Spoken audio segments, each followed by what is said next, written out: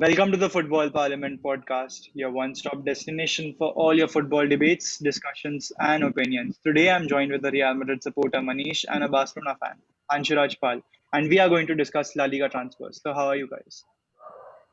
I'm fine. Yeah, How are you? I'm doing fine. How are you, Vedant? Okay, I'm fine too. Starting off with Real Madrid, the best club in Spain. Our first signing of the season was David Alaba. So, Manish, where do you think he's going to start? There were some rumors where it said that he doesn't want to play in the defense, he wants to play in the midfield. But then Varane is leaving, so I think he'll be playing in place of Varane alongside Eder or Nacho. Okay, that can happen. I also see Forlon Mendy starting at the centre back, given his defensive duties as a left back. Could be that he switches to left centre back and David Alaba gets his natural position, which was the left back spot back. Anything can happen. We don't know. Carlo Ancelotti But is the man to answer. yeah, yeah, he's a very Going on to our flexible coach. yeah, he's very flexible tactically. We even don't know what our ideal formation could be this season. Anything can happen. Towards our next signing, Kylian Mbappe. Anshuraj, what do you think? Kylian Mbappe to Real Madrid this summer?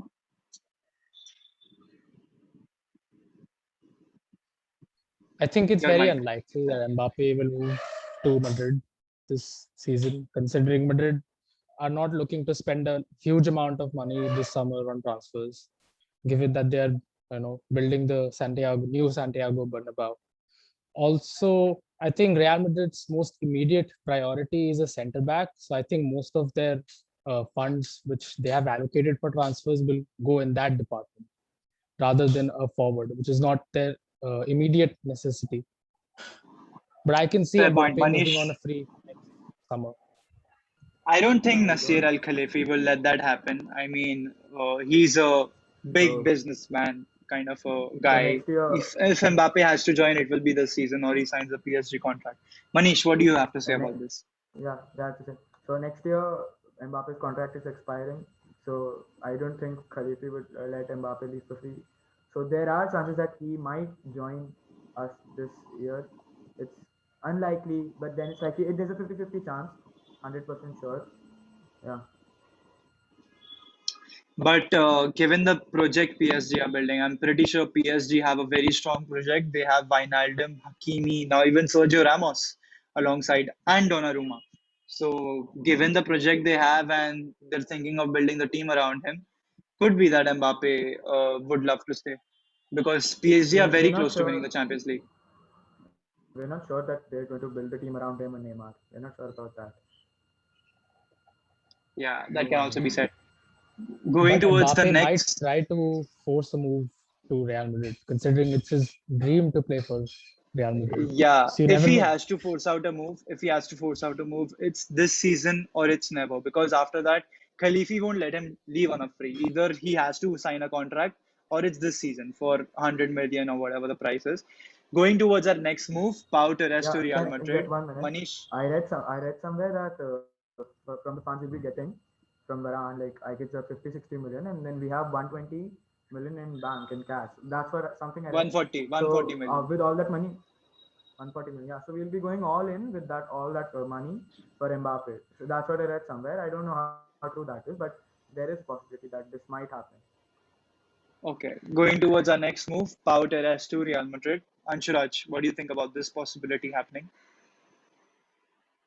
I think it has a high possibility if Perez really wants to, ensure that the Real Madrid defense is like it has a stakeholder for the next 10 years.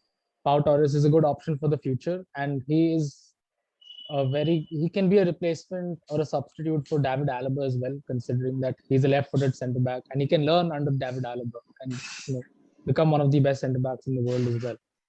Pau Torres, I don't think he'll have any adaptation difficulties considering he's played in Spain and he's a proven good good quality centre back. We've seen it at the Euros, seen it last year's La Liga as well. He won the Europa League as well. So it's a good signing if Real Madrid make it. That's all for Real Madrid, which we have today, going towards their arch rivals Barcelona, who have had a very busy transfer window, signing key players like Memphis Depay, Emerson Royal, and Eric Garcia, who's going to be a key player for them in the next coming years. Going towards their biggest signing so far is Memphis Depay, because we all know what he can get through. So, Manish, what do you think about Memphis Depay? Where you see him playing? If Koeman sticks with the 3-5-2, I can imagine him playing up front with Messi, and yeah, they'll produce some magic. Given how both creative they are and how good they are at goal scoring, if we can expect a lot from Barcelona next season, this coming season. Anshuraj, your thoughts? I think Koeman would not. I don't think he'll stick with the 3-5-2. I think his main issue with the Barcelona side was the lack of defensive ability. So he switched to the 3-5-2 to provide that defensive stability. With this side, I think if Koeman is able to sign another centre back, I think he will not play the 3-5-2. He'll stick. He'll go back to the Barcelona 4-3-3 and arrange us in that way. In the 3-5-2, however, I don't see Depay and Messi working together, considering that they're very similar players. They like to operate in the half spaces, and they will clash with each other. We'll have a very similar situation to what Griezmann and Coutinho faced when they played alongside Messi. If they play in a front two, in a front three, I can see them working, but again, the lack of width in that front three is a big concern. Depay's signing might be looking good on paper, but on the pitch, we'll have to see how it translates. Yeah, Anshiraj, I think that So, do you Fati might. see? Just a second. So, do you see, Anshuraj, do you see Depay playing as a striker or as a left winger? And if Depay is a left winger, then who's a striker? Koeman would most likely slot him in at left wing. As a striker, we might have to look at Aguero up top, given his connection with Messi. But Aguero is known to be a very injury-prone player, so you might see Depay up top as well. You might see Ansu Fati be tried as a lone nine as well, given his predatory instincts in the box. You never know what Koeman Yeah, could do, because he's also proven to be a pretty flexible manager when it comes to lineups and tactics. But it is for sure that Depay will have a pretty key role in this Barcelona trident or duo, depending on the signings he's able to make. that's pretty correct. Anshuraj, you were talking about a centre back while you were talking about the 3-5-2 and the reason why Koeman played a 3-5-2. So, who do you think would be the likable target for Barcelona this season? The most suitable player for Barcelona would be Aymeric Laporte, given that he's a left-footed centre back. Barcelona need a left-footed centre back, and he's also a very good defender. One of the best in the world. Last season he was Hmm. displaced by John Stones in his position, but still he has that quality. He's a good ball progressor. He can pass the ball well. Suits perfectly in that back four if Koeman is able to sign him. But it's looking very unlikely considering our horrible financial situation, if I can put it that way. So I I don't see Laporte moving to Barcelona. There are other cheap alternatives as well. We could go for, say, Christian Romero from Ajax. He's a good young centre back. Uh, Again, not really proven in the top leagues, but he's a good punt.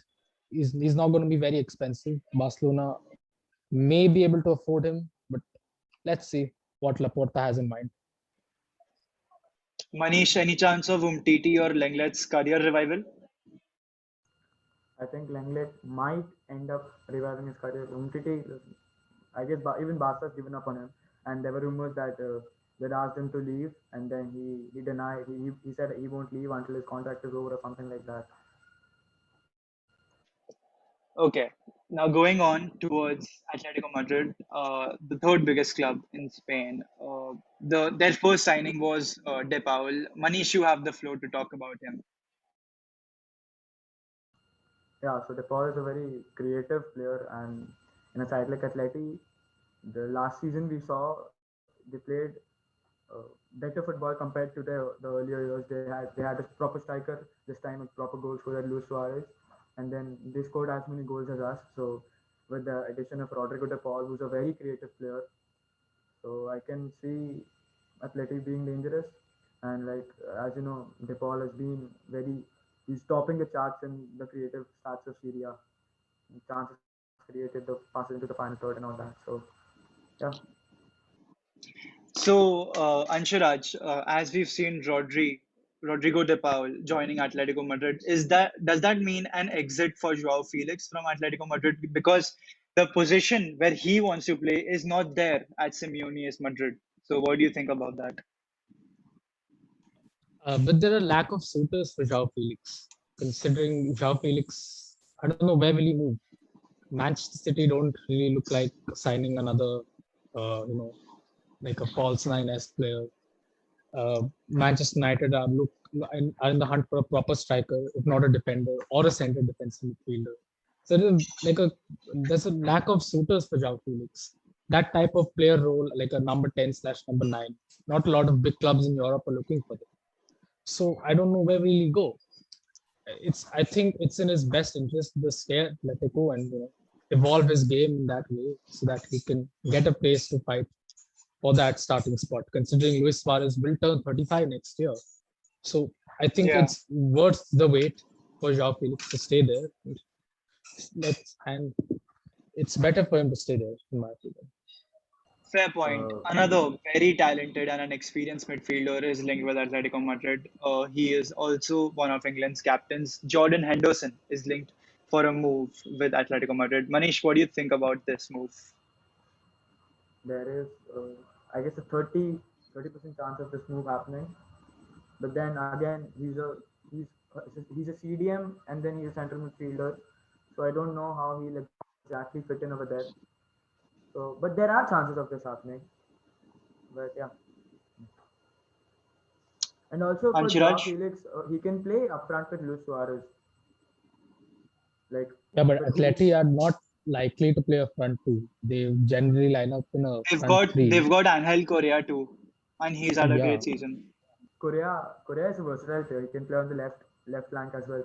So like they've lined up many times this season on as a 4-4-2. So like the Suarez and Felix up top, they can link up, and Llorente he can fit in anywhere. Okay, talking about another striker, another number seven, Atletico Madrid had Antoine Griezmann is linked with a move back to Atletico Madrid for Saul Niguez.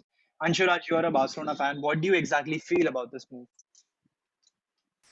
I have mixed thoughts honestly because Saul has sort of faded into irrelevance at Atleti in the last season. He didn't really start for them. Wasn't really part of. He's not even part of the Spanish squad, which went to the Euros as well. Saul 3 years ago maybe it would have been a shot. Now it's a bit underwhelming that we're making a signing which is not really like at the level you'd expect Barcelona to go for, the level of player. Yeah, I Greece, mean, whenever Saul plays, he's not a bad player, to be very honest. I've seen Atletico Madrid play, and he's a decent, good player. But at this point, Barcelona are just trying to balance their books. And apart from that, they're not doing anything else. Manish, what do you think about this? Uh, I don't know that. But first of all, I read somewhere that there was a swap right between Griezmann and Yeah. Saul. So I guess the transfer talks have collapsed, and I guess this deal isn't happening. But then, if it happens, then I don't know how would it end up. It doesn't seem it won't end up good as for me. But then I could be wrong. Yeah. Anshuraj, Griezmann earns around 35 million at Barcelona, right? is on a pretty ridiculous wage, Yeah, it is a around ridiculous wage 800,000 euros a week. because It's even estimated. Cristiano Ronaldo doesn't earn that much at Juventus. But Yeah, see, he signed that contract, a 5-year contract, 2 years ago. So he would want that assurance to get that same amount of wage wherever he goes to the next club. And at Atletico Madrid, they won't be willing to pay that much amount of money because probably they don't even have that much amount of money. um Who's Atleti's highest paid player? I've got no clue. Probably Luis Suarez. Possibly. I don't know. I think Griezmann, if he wants to move to Atletico, I think he'll take a drastic pay cut, considering that his position at Barcelona is not guaranteed, and at Atleti he'll be the main man at the team. So it's pretty likely if he moves to Atletico, he will take a wage cut.